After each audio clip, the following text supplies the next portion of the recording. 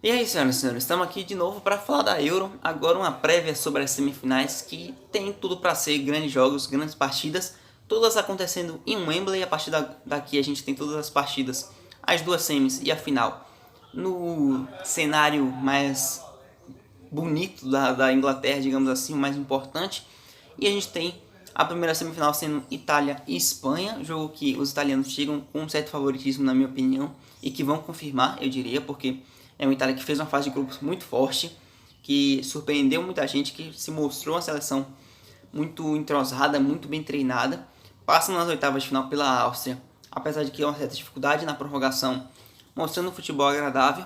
E nas quartas, eles também, com o grande teste deles nessa Euro, vencem a Bélgica e com mérito, sendo superior a partida inteira, mostrando um futebol novamente muito bem, com muito boas ideias, se defendendo bem, atacando bem e chegam fortes, apesar de que tem a lesão do Spinazzola que aconteceu na última partida. Isso vai atrapalhar porque o Spinazzola é um cara que, mesmo jogando lateral, ele aparece na área, ele pisa na área, participa muito do ataque, é muito importante nesse time italiano, no que o Mancini quer da equipe. E essa lesão do Spinazzola que está fora da Euro, inclusive fora até do final do ano, deve voltar em 4, 5 meses. Dificulta muito para eles, o Emerson não consegue fazer muito essa função.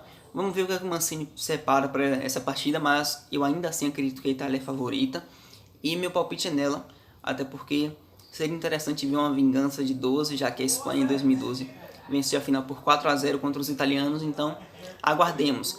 Do outro lado da Espanha, que teve uma fase de grupos contestada, passou em segundo lugar no seu grupo, teve bastante dificuldade, tem sido muito alvo de críticas pelo futebol, que apresenta maior posse de bola, um certo domínio desse quesito, mas pragmático, sem conseguir criar muito, sem criar lances de gol, chances claras, e sofreu durante a fase de grupos inteira com isso. Mas, em contraponto, na fase de grupos, acabou passando em segundo ali, só que não sofreu, a mesma maneira que não impôs risco, não sofreu tanto. Vem para as oitavas, consegue um resultado ali meio que questionável nas oitavas, contra a Croácia por 5-3, naquele jogo que foi realmente uma partida em que a Espanha teve vencendo por 2 gols de vantagem e deixou empatar, por isso eu digo questionável. Um primeiro tempo que a Croácia tinha sido completamente dominada, não tinha finalizado uma vez no jogo, e feito 1-0 justamente por aquele gol contra do Pedro e com a falha do Nascimon. Mas uma Espanha que depois disso mostrou força, mostrou que quando quer atacar sabe. Inclusive o Luiz Henrique poderia soltar mais esse time. Eles fizeram 3-1 contra a Croácia, apesar de ter deixado empatar. Então seja talvez por isso que o Luiz Henrique trava um pouco o time, né? Porque quando ele soltou mais, quando ele foi para cima, sofreu 2 gols logo em seguida. Mas também tem muita culpa dele ali de ter substituído cedo e tal. E quando ele segura mais a equipe, por mais que seja aquele futebol que deixa o jogo meio chato, ele não sofre riscos. Então é aquela teoria de sempre do Guardiola, né? Se eu tenho a bola, o adversário não vai fazer nada contra mim, o que faz sentido, mas acaba deixando o jogo bem pragmático, né? Se não bem feito, se não bem executado. E nas quartas, a vitória contra a Suíça nos pênaltis, o Espanha que sofreu novamente, teve um jogo muito equilibrado contra a Suíça. Não seria fácil, porque a Suíça apresenta um bom futebol, mas se você for parar teoricamente para pensar em camisa e tal, se esperava que a Espanha tivesse um pouco mais de facilidade, o que não aconteceu, e agora enfrenta a Itália em Wembley, uma partida que tem tudo para ser muito interessante. A Itália arranca como favorito por jogar o melhor futebol, creio que a Espanha vai querer ter mais posse de bola para não sofrer tantos riscos com a seleção italiana, que sabe se defender bem, mas sabe atacar e muito, tem uma transição em velocidade muito eficiente, e a gente tem tudo para ter uma grande partida. Já digo que aposto na Itália passando. E do outro lado, a gente tem Dinamarca e Inglaterra. A seleção dinamarquesa da trajetória absurda de o Eriksen com mal súbito na primeira partida, perdendo as 2 primeiras partidas da fase de grupos, goleando na terceira, e aí chega nas oitavas, goleia novamente a seleção de País de Gales, né? Novamente uma goleada, né? Não 2 contra País de Gales.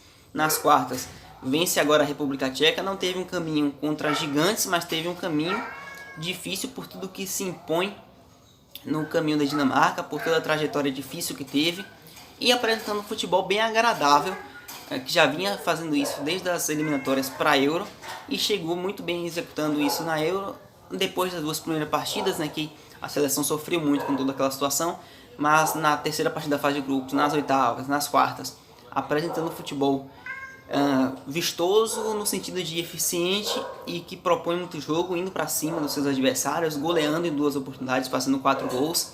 Então a Inglaterra tem que ficar de olho, mas a Inglaterra salta com favoritismo, até porque se encontrou, teve uma fase de grupos questionada, e aí um grande teste nas oitavas, vence a Alemanha, naquele jogo que o Wembley deu muita força aos ingleses. Nas quartas, goleia a Ucrânia, a Inglaterra que não sofreu gols até aqui na Euro, então tem muito mérito do Southgate por isso, apesar de que é aquela mesma coisa do Luiz Henrique. Prende um pouco mais no time, ele joga com 2 laterais nas alas, 2 volantes no meio, uma linha de defesa de meio campo que sabe marcar muito, quando ele poderia colocar um Saka na direita e um Sancho à frente. Ele prefere não manter o equilíbrio defensivo do time, mas isso levou a ele chegar na semifinal sem sofrer gols, então é justificável. E ainda assim, fazendo mais gols, se não fez o esperado na fase de grupos, nas oitavas, já desencanta um pouco mais, vencendo uma Alemanha com um placar de 2-0 e um ataque se encontrando mais. E aí, nas quartas, 4 gols, 2 do Kane. O Kane abriu a porteira, chega em grande fase, em grande momento, buscando uma possível artilharia. Se ele fizer 2 gols, ele chega em Chique e em Cristiano Ronaldo. E aí você encontra um time bem montado, bem equilibrado, que sabe defender bem, não sofreu gols até aqui, mas que tem encontrado mais opções de ataque e tem muita possibilidade. Você tem o Grealish no banco, você tem o Sancho que jogou como titular, mas não estava sendo utilizado. Então é um time com várias variações. Olho na Inglaterra, chega como um favorito, vai ter o Wembley a seu favor, então vai ser complicado para a Dinamarca. Eu gostaria que a Dinamarca passasse, mas creio que não vai ter jeito, a Inglaterra deve chegar na final. E seria uma final interessante de Itália e Inglaterra, mas isso é só um palpite, então assim como eu deixei o meu aqui, meu filho, como eu me comprometi, se comprometa aí também. Coloque seu palpite nos comentários, o que você espera dessas 2 semifinais, Itália e Espanha, Inglaterra e Dinamarca. Esses jogos prometem bastante, a gente está muito na expectativa com essas partidas da Euro, porque ela tem nos dado motivo, né? Tem sido grandes jogos até aqui, jogos até que entraram para a história alguns, então vamos aguardar. E claro, além de você deixar a sua opinião da final, seu comentário, quem você acredita que chega, vamos fazer um debate aí, o que você acha que vai acontecer mais ou menos no jogo. E não se esqueça de compartilhar se você gosta do conteúdo, para a gente aumentar a nossa comunidade. Quem sabe você compartilhando para um amigo, uma amiga, um papagaio, um vizinho, qualquer pessoa. Compartilhe para sua mãe. Mãe, se inscreve no canal desse cidadão aqui que fala de futebol. Então, é uma bela maneira de você chegar na pessoa. Conhecer alguém? Ei, se inscreve lá. Entendeu? Mas no geral, deixar de palhaçada, vamos finalizar o vídeo. Muito obrigado por assistir, por acompanhar o trabalho. Curte aí, deixa um likezinho, que também ajuda demais. Compartilhou? Agora você já voltou depois de ter compartilhado. Muito obrigado. Valeu. Até o próximo.